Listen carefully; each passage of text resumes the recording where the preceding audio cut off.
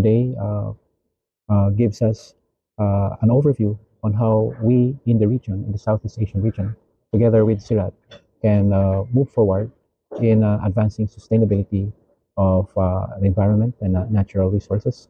And we hope that this will continue on for so many years to come. The SALSA will serve as a platform to inform research and development about how we can sustain our natural resources, the environment, and the whole agricultural landscape to be more productive and to be of good use by our people to improve their livelihood and enhance their welfare, including their productivity and income.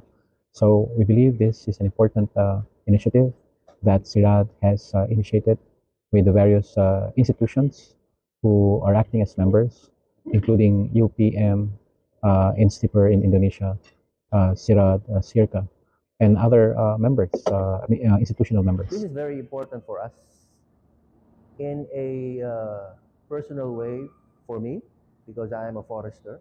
I have been one for 4 decades, and I have seen the changes that has been happening in our forest landscape, and as it impacts the agricultural productivity of the lowlands, and I'm talking about the Philippines. And as we all know, the productivity, the sustainability, and the maintenance of the biodiversity in the forest landscape is very critical. The responsibility is quite high. And this SALSA is very welcome as far as we are concerned, as we move forward to partnering not only with Malaysia through UPM, not only with Indonesia through INSTIPER, but more partners, including CIRCA, ASAIL, and I believe the partnership is growing.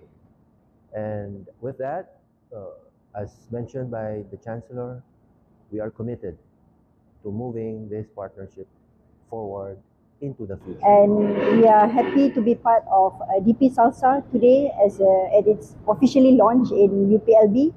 And we hope that these partnerships will foster very good collaborations among partners and bringing future generations into the DP and work together to sustainable agriculture landscape in Southeast Asia.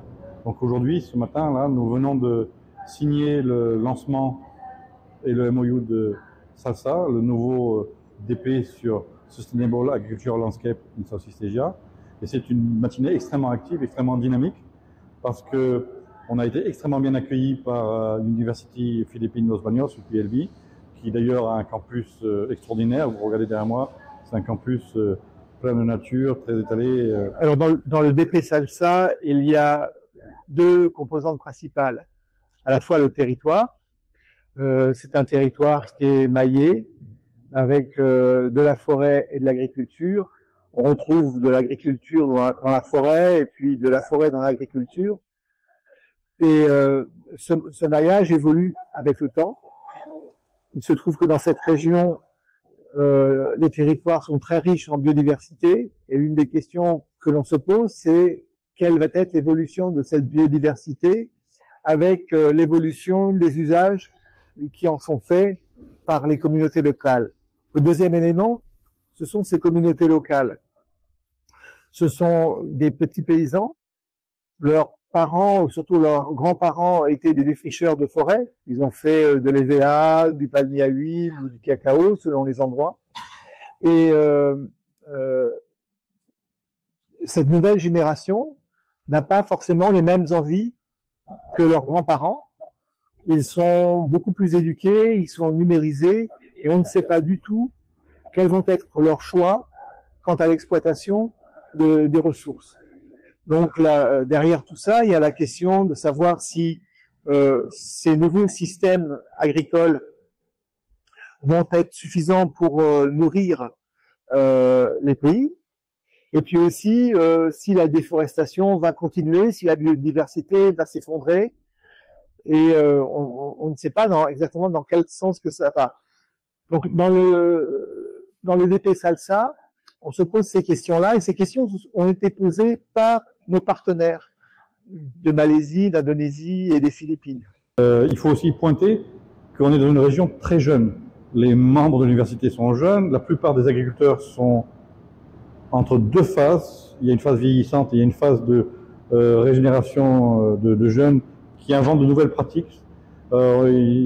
Ici, on dit les paysans milléniaux. Et en fait, ces choses-là changent les pratiques sur le terrain en ce moment. Du coup, Salsa arrive à temps pour apporter une nouvelle façon de voir le paysage et une nouvelle façon de comprendre les changements qui ont lieu en ce moment.